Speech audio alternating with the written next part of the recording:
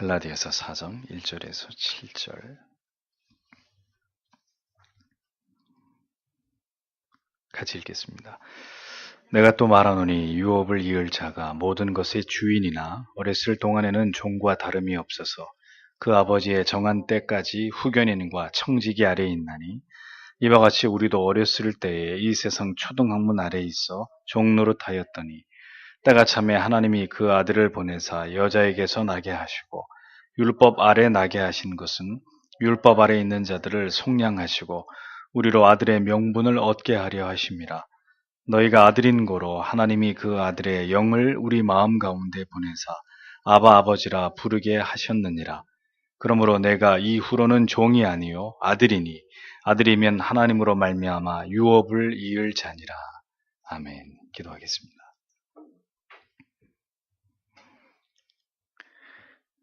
우리 안에 두신 선한 뜻을 성실하게 이루어 가시는 아버지 하나님,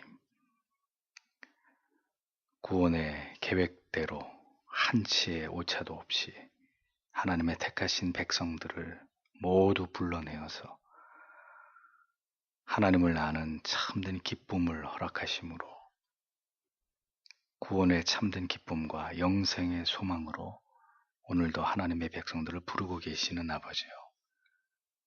우리가 그 계획과 위대한 경륜 가운데 있는 자 된 것으로 인해서 이 시간에도 하나님 앞에 감격적인 감사를 올려드립니다. 부디 하나님, 그렇게 우리를 구원으로 부르셨으니 힘 다해서 우리를 구원으로 부르신 그 하나님의 뜻을 드러내고 하나님의 영광을 드러내는 일에 진력하며 살다가 우리에게 예비된 영생을 상속받는 영원한 하나님의 나라를 기업으로 얻는 우리 모든 성도님들이 다 되시도록 하나님 은혜를 베풀어 주시기를 기도합니다.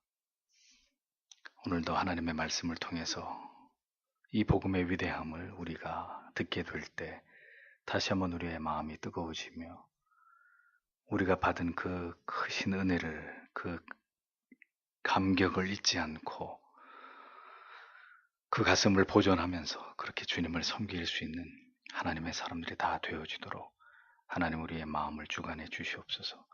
이제 말씀을 들을 때에도 성령께서 함께 하셔서 하나님의 말씀이 잘 깨달아지고 우리의 마음에 깊이 심겨지도록 도와주시기를 간절히 바라오며 예수님 이름으로 기도합니다. 아멘.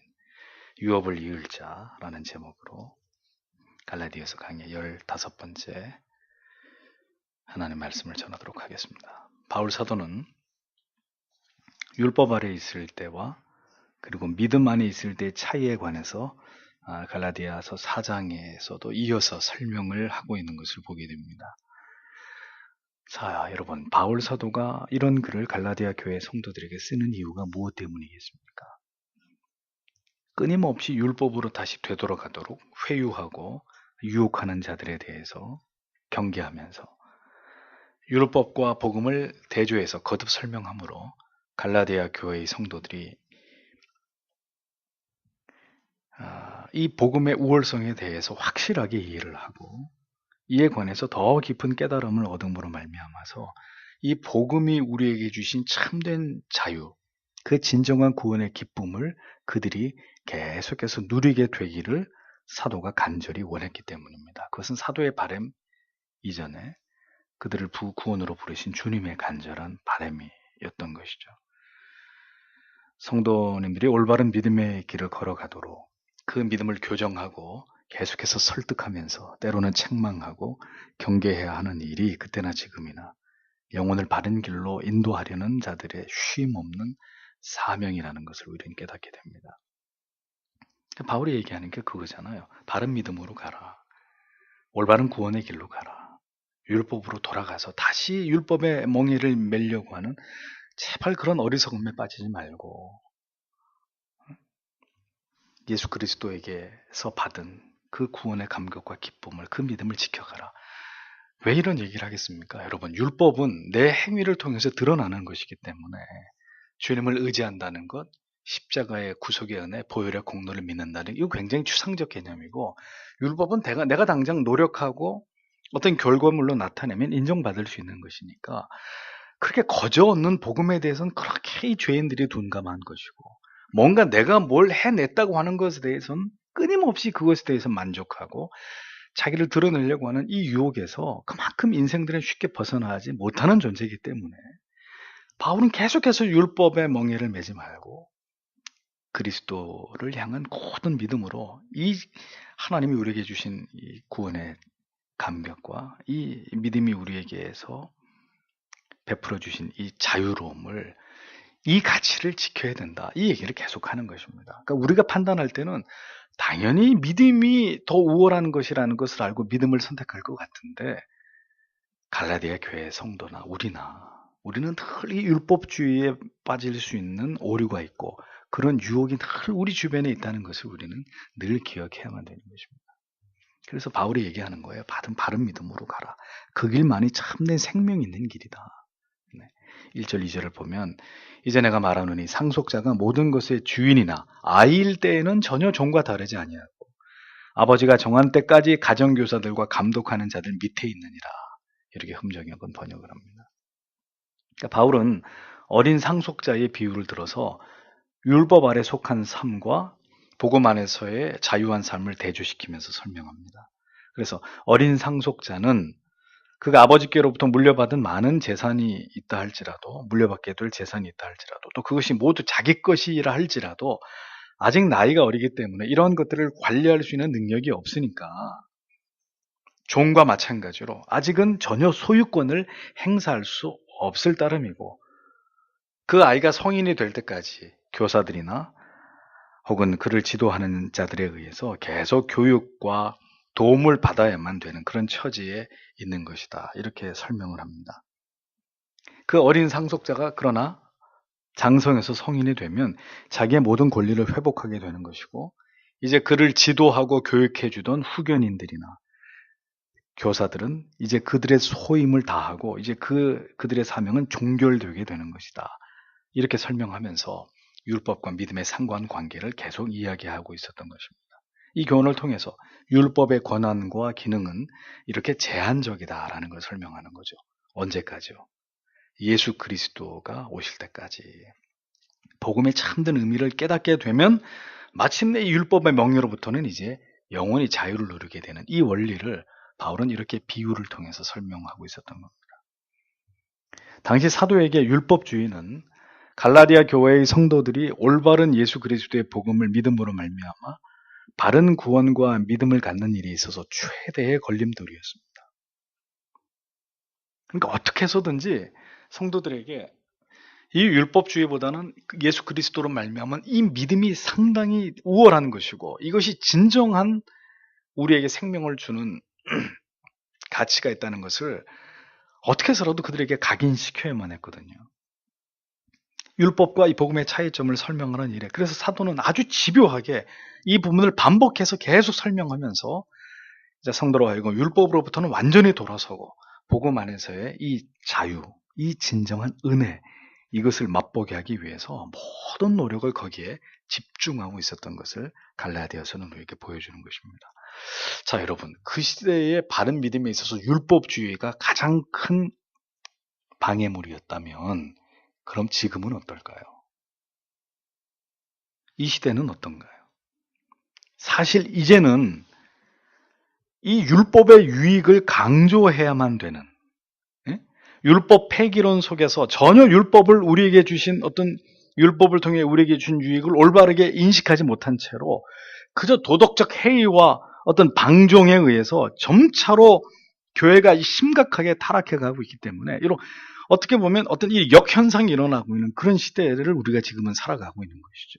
바울은 그때 당시에 율법주의보다 이 그리스도 예수의 복음의 우월성을 얘기해야만 했다면 저는 이 설교를 준비하고 이 말씀을 묵상하면서 오히려 지금은 믿기만 하면 구원받는다는 이런 easy believism, 쉬운 구원주의가 한국교회에 팽배하고 있다면 이제는 율법이 하나님이 우리에게 주신 이 유익이 무엇인지를 이제는 어떤 의미에서는 더 율법을 설교를 해야만 되는 이제 이 시대는 반대로 이 믿음에 대한 잘못된 오해가 올바른 믿음을 갖게 하는데 가장 큰 장애물이, 방해물이 되고 있다는 이런 인식이 필요한 시대가 아닌가 이런 생각을 해봅니다. 쉬운 구원관이 교회를 뒤덮고 성화의 중요성들이 완전히 망각되어 있고 그저 경박하기 이를 데 없는 큰 복을 달라고만 갈구할 뿐인 이름뿐인 다수의 교인들을 양산하고 있는 이런 시대 속에서 지금은 참된 믿음의 걸림돌이 무엇이냐, 이것을 정확하게 인식하는 것이 우리에게 필요할 것입니다. 지금은 오히려 그래서 죄를 경계하고 성도로 하여금 하나님의 뜻을 올바르게 깨달아서 성화에 진력하게 할 수 있는 어떤 강력한 이정표로서의 율법의 기능과 용도를 더 강화하고 강조하지 않으면 안 되는 그런 시대로 접어들었다고 해도 절대로 과언이 아닌 때가 되어버린 것입니다. 여러분, 그래서 예배가 무너지고 있잖아요.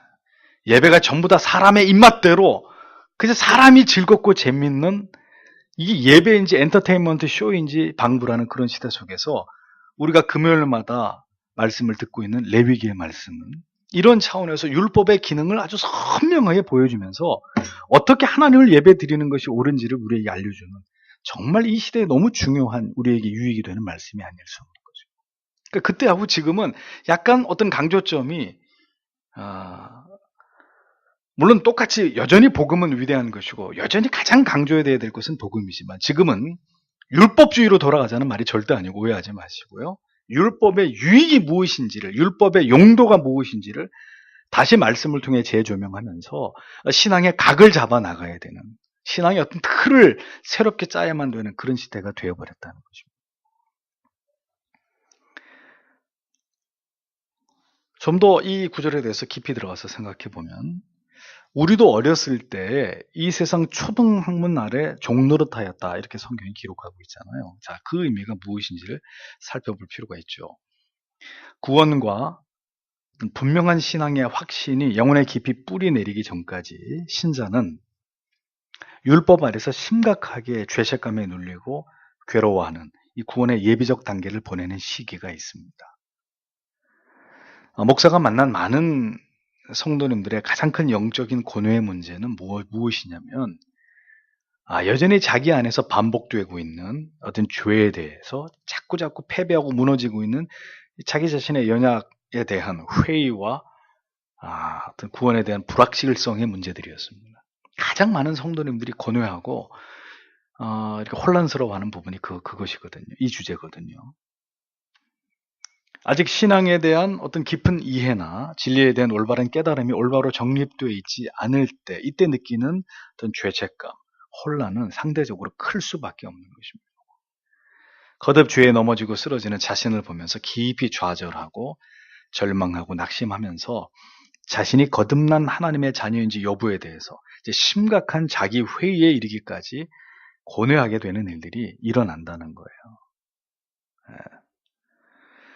그렇게 흔들리고 고뇌하던 신자가 그런데 어느 날 이제 이 문제로부터 벗어나게 되는 계기가 생기는데 그가 진정으로 하나님의 견인 가운데 있는 하나님의 택자라면 끊임없이 이제 이게 좀 지성이 자라고 뭔가 이 자신의 죄의 문제를 자신의 실존을 깊이 들여다보면서 이제 이 문제에 대해서 고뇌하기 시작할 때 이런 일이 벌어지는데 신앙의 초신자거나 아니면 모태신앙을 지나서 이제 정상적으로 자기의 어떤 발달된 이성을 가지고 이 죄의 문제에 거듭 넘어지는 자기 안의 괴리를 볼 때 이제 이런 현상이 일어나는데 그렇게 흔들리던 신자가 그 문제로부터 벗어나게 되는 계기는 예수 그리스도의 십자가를 깊이 묵상하고 그 십자가의 복음에 대한 어떤 인격적인 깊은 감화와 은혜를 실제적으로 경험하게 될 때 여전히 자신은 죄인이고 죄에 넘어질지라도 이제는 더 이상 자신의 구원을 의심하고 회의하는 문제를 주저앉는 일은 일어나지 않는 이제 진실로 그리스도의 십자가를 경험한 그런 이제 회심한 신자가 되는 일들이 일어나게 되는 것이죠. 그러니까 이런 이야기들을 왜 말씀드리냐면은 하나님께서 사랑하는 하나님의 자녀들에게는 이러한 깊은 내면적 고뇌를 통해서 마침내 깨닫게 하시는 은혜들을 통해서 하나님이 우리를 견인해 가신다라는 말씀을 드리려고 하는 겁니다. 그러니까 그 얘기는 즉슨 상당 기간, 그게 개별적으로 편차는 있겠지만 상당 기간 이 구원의 예배적 단계, 즉 외적 소명은 받았지만 내적 소명, 유효적 부르심을 받지 못한 상태에서 이 긴 시간이 교회 안에 교회 안에서 이 종교적인 생활로 이게 머물러 있으면서 이 갈등이 최고점으로 고조될 때까지는 그 교회 안에 있을 수 있는 이런 일들이 가능하다는 얘기예요. 제 말이 이해가 되시죠? 예. 그냥 지극히 형식적인 종교 생활을 하고 있으면서도 자기는 신자다. 자기는 예수 믿고 있다. 심지어는 나는 구원받았다. 이렇게 믿으면서 상당 기간 교회 안에 머물러 있을 수 있다는 거죠. 그러나 그는 보편적 부르심을 받은 상태, 외적 부르심을 받은 상태만 머물러 있는 것이지 유효적 부르심, 내적 소명을 받은 단계에 이른 사람은 아니라는 거죠. 이렇게 되기 위해서 그 영혼 가운데 일어나는 호전 현상이 뭐냐? 이 율법의 눌림 속에서 내 죄는 어떻게 해야 되는 건가? 어제 회개하고 또 죄를 지는 나, 이건 도대체 뭔가? 이런 이제 고뇌가 더욱더 이 안에서 증폭되면서 이 엄청난 그 어떤 율법 아래서의 자기의 죄성에 대한 눌림을 받게 돼 있다는 거예요, 영원히. 예. 근데 그것이 우리를 구원으로 이끄시는 하나님의 섭리적 과정에서 반드시 필연적으로 일어나는 일들이다. 라는 사실을 말씀드리는 겁니다. 십자가 아래서 자신이 얻은 이 구속의 은혜의 깊이가 얼마나 위대한 것인지를 깊이 경험하는 것이 그래서 신자에게 중요한 것이고, 이 은혜의 감격이 한평생 율법주의나 혹은 자기 정죄와 죄책의 고통에서 벗어나게 해주는 치유책이 됨을 깨닫는 일이 있어야 그가 비로소 십자가 아래서의 자유와 기쁨을 누리는 그런 신자가, 온전한 신자가 되는 것이다 라는 것을 성경이 우리에게 말씀하고 있다는 겁니다. 그러니까 여전히 많은 그리스도인들이 이 율법 아래, 죄책 아래서 고통스러워하는 것들을 봅니다. 여전히 자신을 바라보면서 좌절하고 낙심하고 낭망하는 일들을 지루하게 되풀이하는 것을 봅니다. 왜 그럴까요? 그 사람이 십자가가 뭔지를 몰라서일까요? 알아요. 아는데 고개를 들어서 십자가를 바라보지 못하고 자꾸 율법 아래서 범죄와 그는 자기를 보고 있기 때문이에요. 예? 아직 십자가의 가치를 지식적으로는 아는데 그 십자가의 구속의 은혜가 얼마나 놀랍고 위대한 것인지를 이게 심적으로, 내 전인적으로 그걸 경험하지 못했기 때문이죠. 계속 주저앉는 거예요. 계속 자기를 바라보면서, 주님을 바라보지 못하고 자기를 바라보면서 계속 주저앉는 이런 일들이 지루하게 반복되는 것입니다. 그렇기 때문에 먼저는 여러분들에게 늘 말씀드렸듯이 십자가를 진지하게 경험하는 일이 필요하고, 즉 자신의 회심을 위해서 깊이 지속적으로 기도해야 되는 것이고, 그리고 경건에 이르기를 진력함으로 자신을 붙드시는 하나님의 은혜를 경험하는 것이 그 다음으로 중요한 것이고, 그리고 죄를 범하였을 때는 애통하는 심령으로 십자가 앞으로 즉시 나아가서 정직하게 자신의 죄를 고하는 이 참된 신자의 삶을 훈련하는 일들이 이제 그 다음으로 또 따라와야 될 신앙에서 매우 중요한 강조점들이다. 이런 것들을 정확하게 알고 계셔야 되는 것입니다. 기억할 것은 진리에 깊숙이 들어가서 올바른 신앙에 창념하고자 노력할 때 하나님께서는 반드시 하나님을 신앙하는 올바른 길로 우리를 인도하시는 분이시라는 겁니다.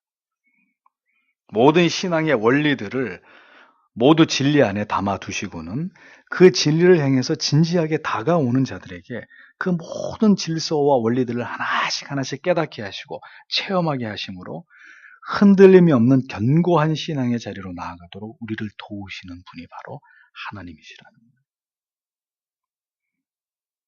수많은 하나님과 깊은 영적인 교제를 가졌던 교회사 속에 찬란한 어떤 페이지를 장식했던 영적인 거인들의 삶을 보잖아요. 여러분들에게 말씀드리잖아요. 여러분들이 신앙의 어떤 도약을, 좋은 의미에서 도약입니다, 한 단계 더 도약하는 그런 어떤 모티브를 만드시려면 이게 제 소스를 여러분에게 드리는 거예요. 평전을 읽으세요. 어떤 위인들에 대한 평전, 위인전. 그들이 어떻게 하나님을 만났고 어떤 진지함 속에서 그 믿음을 지켜나갔고 그들이 영적인 침체에 빠졌을 때 어떻게 그것을 극복했고, 이거는 그야말로 그들의 인생이 우리에게 송두리째 이렇게 통째로 그 하나님을 신앙하는 법을 우리에게 전수해 주는 훌륭한 가르침이 됩니다. 뭐 위인전 같은 거 읽을 필요 뭐 있냐고, 다 죄인들인데. 이거 정말 교만한 거고요. 정말 그런 우리가 존경하는 위인들에 대한 좋은 평전들을 때때로 여러분들이 열심히 읽는 것은 어떻게 하나님을 신앙해야 될지에 대한 아주 좋은 훌륭한 길잡이를 만나는 것과 마찬가지. 물론 성경이 있지만 이 성경을 어떻게 자기화해서 어떻게 하나님을 섬기는지를 보여줄 수 있는 가장 중요한 모본은 평전밖에 없어요. 이런 것들이 도움이 된단 말이죠. 그런데 그런 영적인 거인들의 삶을 보면 모두 진지하게 진리를 붙들고 고뇌하는 삶을 살았던 자들이라는 공통점을 보게 된다는 것입니다. 네. 진지했다는 거예요. 조나단 에드워즈의 사위가 될 뻔했던 데이비드 브레이너드의 일기. 그 일기를 보면 여러분들에게 꼭 추천해드리는 책인데 누구라고요? 데이비드 브레이너드. 잊어버리지 마세요. 그의 일기에서 그가 얼마나 하나님을 뜨겁게 묵상했는가 하면 어느 날은 그 일기에 보면은 아침에 일어났다. 말을 몰고 이슬이 쫙 내려앉은 숲속으로 깊이 들어갔다. 그리고 그 숲속에서 종일토록 하나님을 묵상하고 기도했고 말을 타고 돌아오는 길에는 밤하늘에 총총히 떠있는 별을 볼 수 있었다. 이 무슨 얘기예요?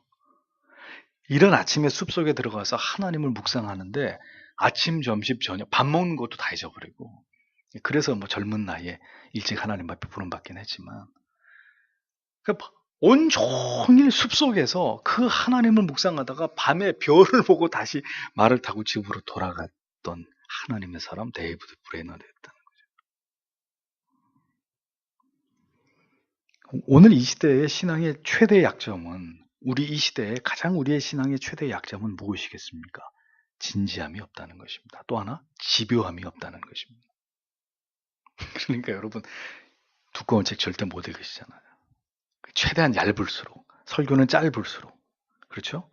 진지함도 없고 집요함도 없는 것이 우리의 신앙을 약화시킨 저는 가장 큰 문제라고 생각합니다.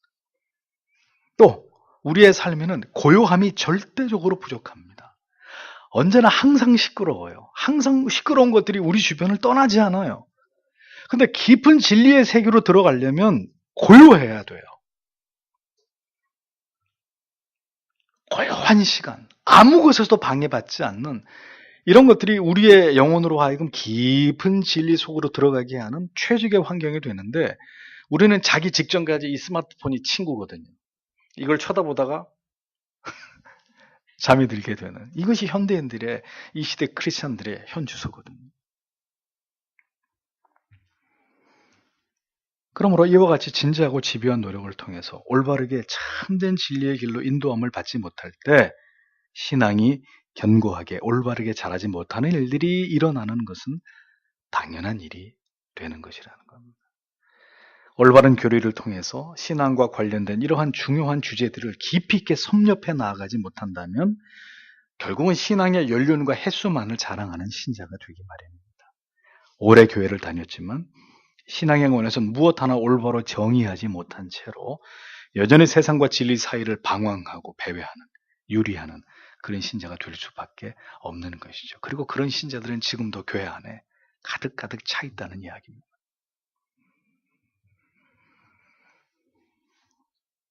참된 진리 안에서 영적인 자유와 평강과 기쁨을 누리면서 성숙한 믿음으로 하나님을 신앙하는 신자들, 여러분 주변에서 얼마나 보셨는지요? 모두가 하나님의 말씀에 대한 무지와 가벼운 지식의 결과로 인한 그런 어떤 문제들입니다. 그러므로 어떤 면에 있어서 하나님께서는 우리로 하여금 진지하게 예수 그리스도의 십자가와 대면하게 되기까지 율법 아래서 종노릇하면서 스스로에게 실망하고 낙심하고 좌절하는 것을 훈련시키시는 것으로 이 본문은 그렇게 해석할 수도 있다는 것입니다. 고뇌한 자에게만이 마침내 깨달아지는 그 참된 진리가 찬란한 햇볕처럼 그렇게 아름답게 여겨지지 않겠습니까? 그런 루터 같은 경우도 자신의 죄의 문제에 대한 오랜 고뇌의 시간이 있었기 때문에 그에게 이신칭의 복음이 자기에게 깨달아졌을 때 이게 너무나도 위대한 영혼의 울림과 깨달음으로 한 줄기 빛과 같이 자기에게 임한 생애적인 감동이 되었다는 것을 루터가 직접 이야기하지 않습니까? 그러니까 어떻게 보면 참된 구원의 감격과 십자가의 은혜에 대한 기쁨과 이렇게 율법 아래에서의 스스로 해결할 수 없는 깊은 자신의 거듭되는 죄의 고뇌 끝에서 어느 날 십자가의 구속의 은혜의 그 생생한 의미가 우리에게 깨달아지게 될 때 그것이 바로 죄로 인해서 고뇌하던 우리의 마음과 평강에 진정한 어떤 자유를 누리게 되는 그 결정적인 계기가 되는 것이라고 성경은 우리에게 그것을 얘기하고 있는 것입니다. 늘 말씀드리잖아요. 그런 진지한 고뇌 없이 신앙으로 편승해버리는 이것이 문제라고요. 그래서 철로역정 여러분들이 조금 더 진행하다 보면 구원의 길이 있는데 담타 넘고 들어오는 사람들이 있어요. 미리 보신 분들은 제가 무슨 얘기하는지 아실 겁니다. 예? 처음부터 좁으면 처음부터 이렇게 들어온 게 아니라 그 구원의 길을 담타 넘고 들어와가지고 중간에 이게 쉽게 가려고 그런 사람들은 가다가 결국은 다 다시 무너지게 되고 그렇게 될 수가 없는 것이라는 겁니다. 신앙의 문제는.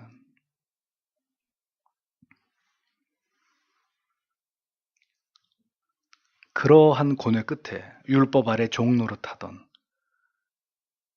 그런 어떤 그 자기 깨어짐의 긴 시간이 지나가는 끝에 복음 안에서 누리는 참된 자유가 바로 하나님이 그에게 회심의 은혜를 통해서 찾아오시는 하나님의 때가 아니냐라는 이야기입니다. 그리고 그렇게 경험된 십자가의 구속하심의 큰 은혜는 진리에 대한 더욱 탁월한 깨달음이 갱신될수록에 한 영혼 가운데 더 깊이 뿌리 내려지게 되는 것입니다. 신앙의 성숙을 도모하는 계기로 작용하게 되는 그런 일들이 일어나게 되는 것이죠. 그러하게 우리는 더 힘써 복음을 듣고 더 그 의미를 정교하게 깨닫는 것을 사모하셔야만 된다는 겁니다. 사도는 이와 같은 원리를 이어서 설명하죠. 3절, 4절. 이와 같이 우리도 아이였을 때에는 세상의 초등 원리 밑에서 속박당하였느니라. 그러나 충만한 때가 이름에 하나님께서 자신의 아들을 보내사 여자에게서 나게 하시고 율법 아래 있게 하셨나니 이렇게 적고 있습니다. 어렸을 때 세상의 초등 학문 아래에서 종로로 타던 때가 있었다고 성경이 이야기하죠. 이 말씀의 의미가 지금 계속 설명하고 있는 의미가 되는 것입니다. 하나님께서는 역사 속에서 하나님의 백성들을 세상의 학문 아래, 이른바 원시 철학이나 혹은 모세의 율법 아래 있게 하시던 때가 있었다는 것입니다.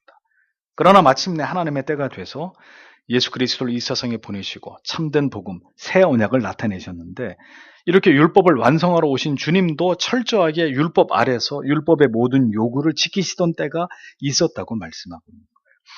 그러니까 죄인들은 반드시 율법의 속박 아래 있어야만 되고 있었던 때가 있을 수밖에 없다는 것이 성경의 가르침이라는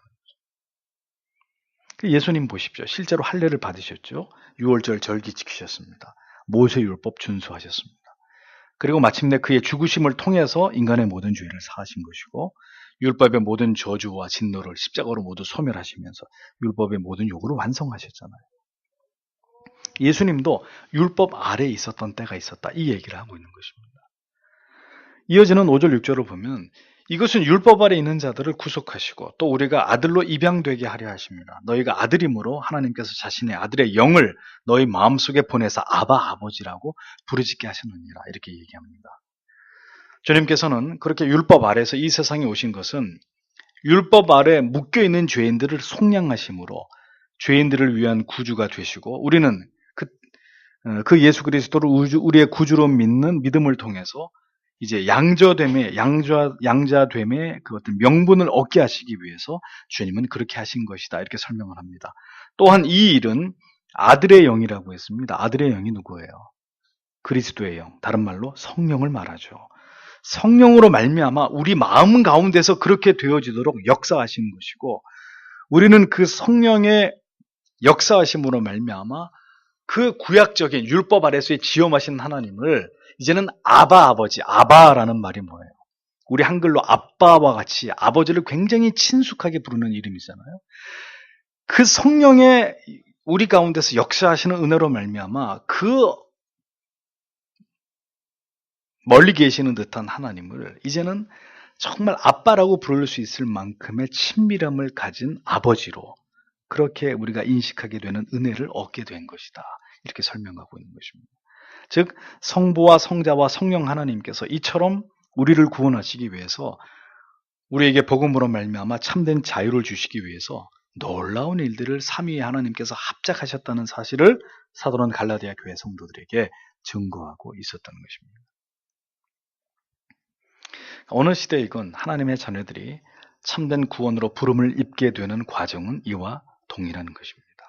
하나님은 먼저 죄인들을 모두 율법 아래서 그 죄의 속박 속에 두시고, 그리고 마침내 그 율법 아래서의 자신의 이 죄인된 실존에 대한 고뇌 끝에서 예수 그리스도를 만나게 하시고, 그리스도를 만나게 하시는 이 모든 과정 속에 역사하신 성령의 그 역사하심을 통해서 마침내 그 하나님을 아버지라고 부를 수 있는 그러한 자리에 이르기까지, 이렇게 쭉 한 영혼에게 구원을 통해서 부르시는 이러한 역사는 모든 시대를 초월해서 하나님의 자녀들을 구원으로 부르시는 과정이라는 것을 바울은 이야기하고 있는 것입니다.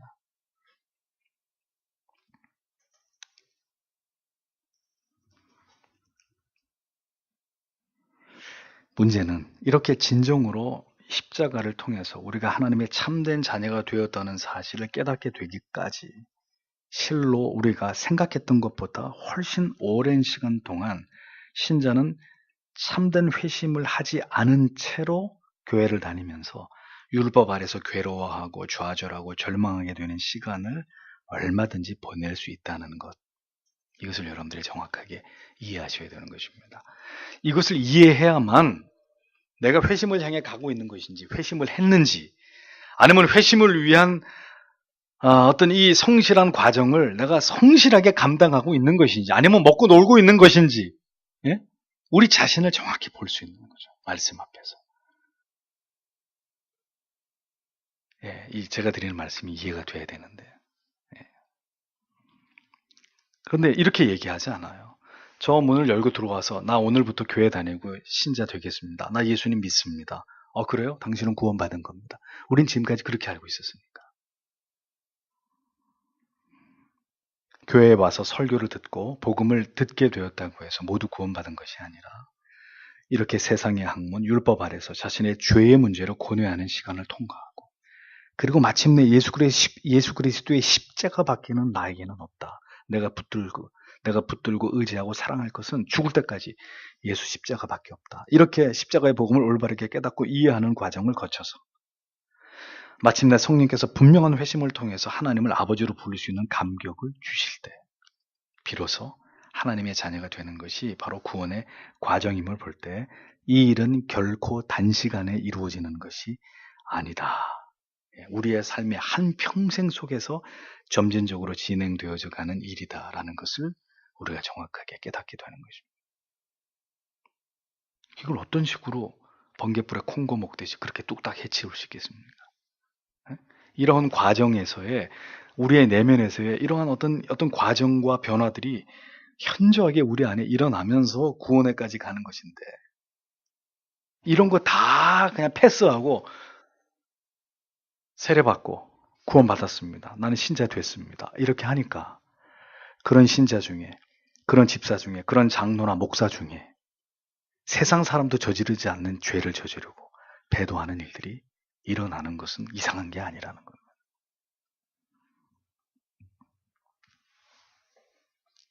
이러한 구원의 구체적 과정이 있음을 올바르게 이해하실 필요가 있습니다.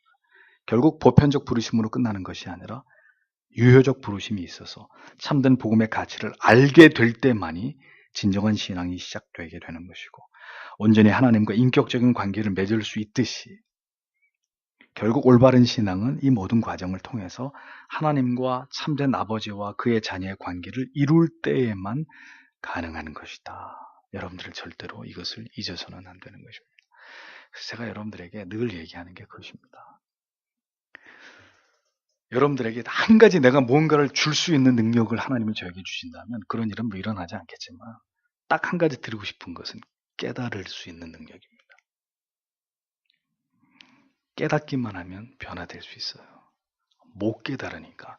이 검정색은 글씨고 흰색은 종이고, 성경을 수십 년을 보고 교회를 다녀도 이 하나님의 말씀을 깨닫지 못하니까 그 다음 단계로 나아가지 못하는 이런 패단이 있는 것입니다.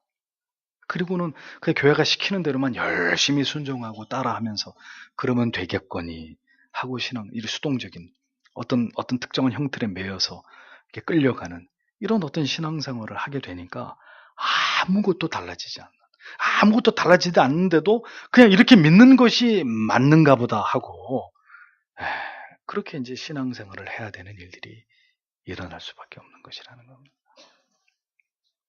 바울은 이렇게 구원을 받은 하나님의 자녀들의 위치가 얼마나 격상되는지를 마지막으로 설명하죠. 실제로 그러므로 내가 더 이상 종이 아니요 아들이면 그리스도를 통한 하나님의 상속자니라 라고 분명하게 우리의 변화된 신분에 대해서 이야기합니다. 우리는 이제 율법 아래 있을 때처럼 상속자이지만 종과 같이 후견인이나 청직의 도움을 필요로 하는 존재가 아니라 이제는 진정한 상속자로 천국을, 영생을 상속받을 하나님의 자녀가 되는 것이다. 왜? 예수 그리스도가 왔고 우리는 그를 믿는 믿음이 있기 때문에 사도는 그 얘기를 하고 있는 것이죠.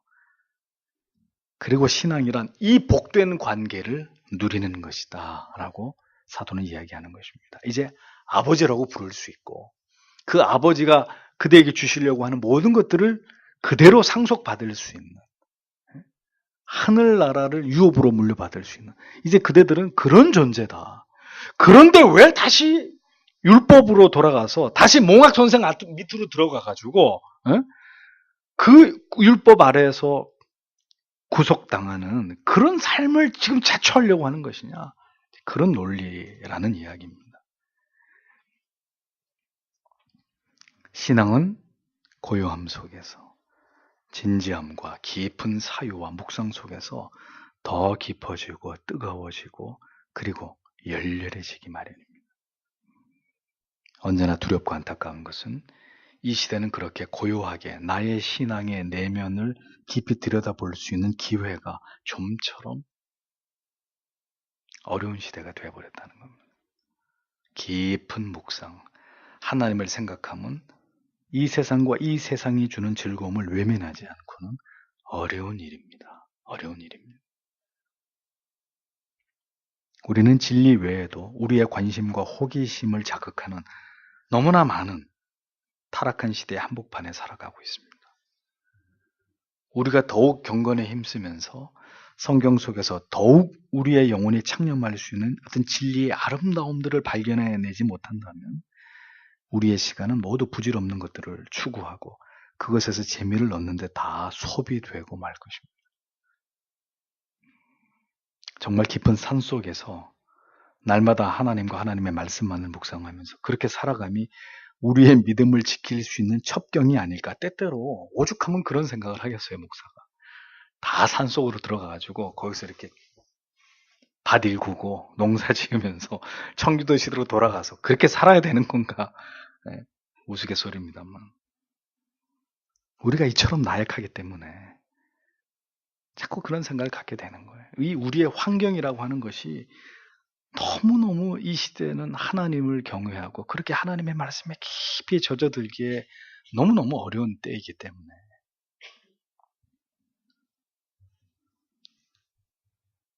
참된 진리와 복음을 깨닫고 믿을 때 우리는 우리 자신이 누구인지에 대한 확고한 인식이 자리 잡히게 되어 있습니다. 그래서 바울은 우리는 하나님의 유업을 상속받을 자라고 복음을 믿은 자들의 정체성에 대해서 표현을 하고 있었습니다. 아주 너무나도 분명하고 확신에 찬 고백이었죠. 바울은 갈라디아 교인들에게 그대들은 하나님의 나라를 상속받은 자다 이렇게 얘기합니다. 그러면 여러분, 우리는 우리 자신을 누구라고 생각합니까? 우리도 이 바울이 얘기하는 것처럼 하나님으로 말미암아 유업을 이을 자다. 우리 자신에 대해서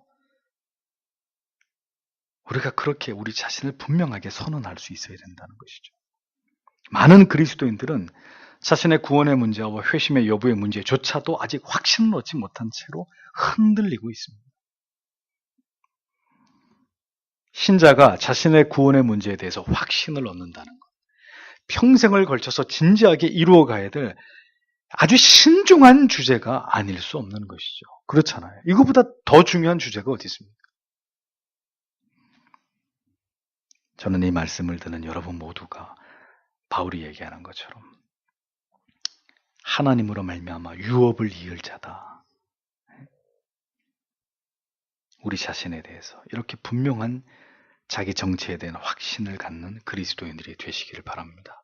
그 길은 성경이 말씀하고 있는 그 참된 믿음의 길로 그 모든 과정을 성실하게 이수하면서 나아가는 길뿐이라는 것을 잊지 않으셔야 됩니다. 부디 우리를 올바른 신앙의 길로 인도해 주시기를 간절히 바라면서 오늘도 내 자신과 우리의 가족들과 우리의 지체들을 위해서 주님 우리 모두를 이 성경이 말씀하고 있는 그 구원의 길로 주님 우리를 이끌어 주십시오. 내 영혼 속에서 이러한 생생한 하나님의 나라를 유업으로 받을 자로 내 자신을 인식할 수 있는 그러한 진지한 변화들과 과정들이 성실하게 내 안에 꼬박꼬박 채워져 가는 그런 은혜가 있기를 하나님 소원합니다. 오늘 밤도 그렇게 기도하시는 여러분들이 되시길 바랍니다. 기도하겠습니다.